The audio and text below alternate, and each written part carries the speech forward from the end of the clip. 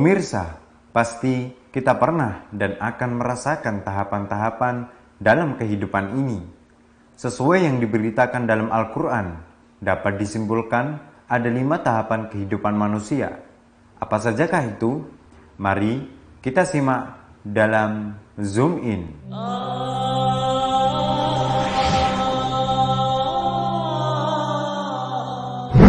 1. Alam ruh. Kehidupan manusia berawal dari alam ruh. Alam ruh adalah suatu tempat saat seluruh manusia masih dalam keadaan suci dan ruh itu belum ditiupkan ke dalam jasad manusia. Dan sedikit sekali yang kita ketahui tentang alam ruh ini. 2. Alam janin.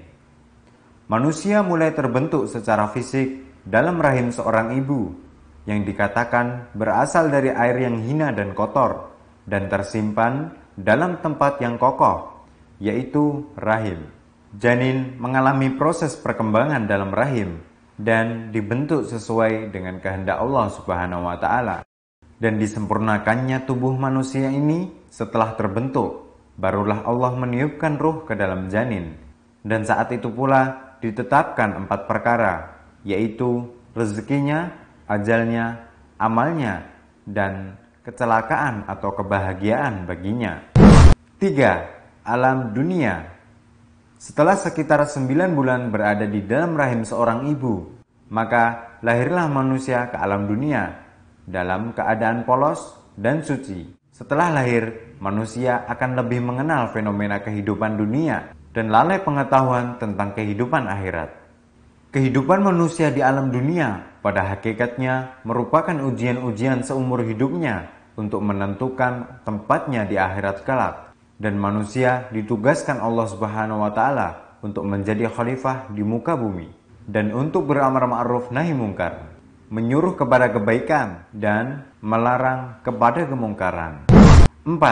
Alam kubur atau alam barzah. Barzah berarti sesuatu yang terletak di antara 2 kondisi atau barang. Dalam konteks kehidupan manusia, maka alam barzah adalah antara alam dunia dan alam akhirat. Ini adalah suatu alam yang dialami manusia mulai dari saat ia menemui ajal sampai datangnya hari kiamat atau hari kebangkitan. Alam barzah ini digambarkan sebagai suatu kehidupan baru yang merupakan dinding pemisah antara alam dunia dan alam akhirat. Dan dalam alam barzah ini, manusia akan merasakan fitnah kubur ataupun nikmat kubur, tergantung amalan yang dikerjakan saat berada di alam dunia.